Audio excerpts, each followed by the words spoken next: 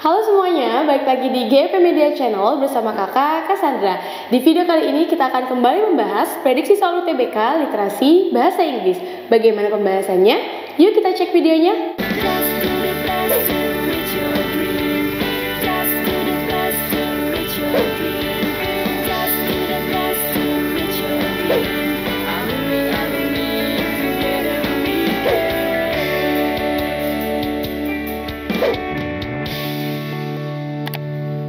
Kapan lagi kamu bisa ikutan tryout UTBK gratis di GP Media kalau bukan sekarang? Ikuti syaratnya dan kirim bukti screenshot di gpmedia.id ya, jangan sampai ketinggalan. Buat kalian yang lagi cari tryout SNMPT dan ujian mandiri untuk masuk PTN, kita punya solusinya.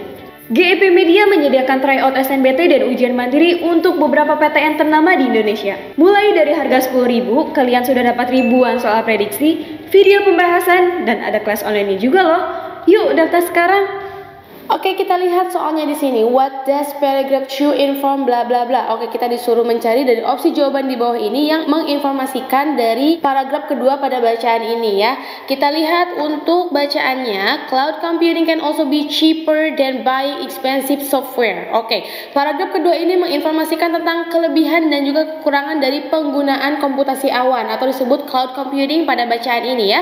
Nah, kita harus perhatikan kalimat pertama yang ada di paragraf kedua, yaitu cloud computing can also be cheaper than buying expensive software ya, yaitu secara tidak langsung paragraf ini akan membahas kelebihan dan juga kekurangan dari cloud computing. Karena apa? Karena kita lihat di sini ada kata cheaper ya, yang mana ketika kita membeli atau menggunakan komputasi awan ini bisa lebih murah daripada kita membeli software yang mahal seperti itu ya. Otomatis selanjutnya pada paragraf kedua ini akan membahas tentang kelebihan dan juga kekurangan dari cloud computing. Maka dari itu opsi jawaban yang paling tepat adalah yang I ya, advantages and disadvantages of cloud computing. Karena kita lihat berdasarkan dari kalimat awal yang ada di paragraf kedua ini membahas tentang murahnya cloud computing dibandingkan ketika kita membeli software yang mahal seperti itu ya. Oke, untuk soal selanjutnya kita lihat the most appropriate title for this passage is bla bla bla. Kita diinstruksikan untuk mencari judul yang paling tepat dari bacaan ini ya.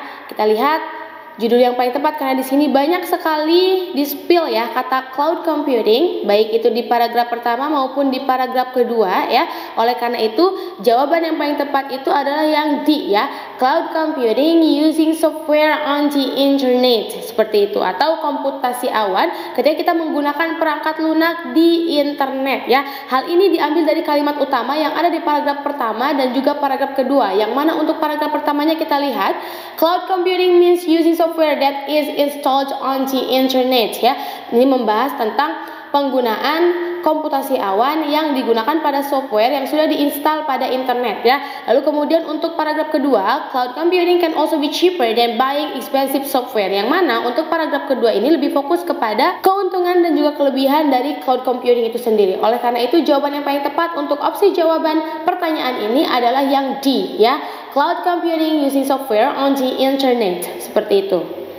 Oke, kita lihat soalnya di sini, which of the following statement is true according to the text. Dari opsi jawaban di bawah ini kita disuruh mencari statement atau pernyataan yang benar yang sesuai berdasarkan bacaan ini ya. Kita lihat di kalimat keempat yang ada di paragraf kedua.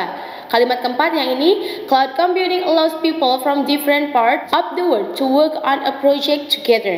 Yang mana ini berarti bahwasanya cloud computing ini bisa digunakan untuk project work together. Dan ini berkaitan dengan over long distance ya. Kita cari opsi jawaban yang ada kata over long distance-nya itu ada di opsi jawaban yang B ya. Cloud computing allows people to work together over long distances. Yang mana untuk kata over long distances ini berarti dengan semua orang dari berbagai belahan dunia seperti itu ya.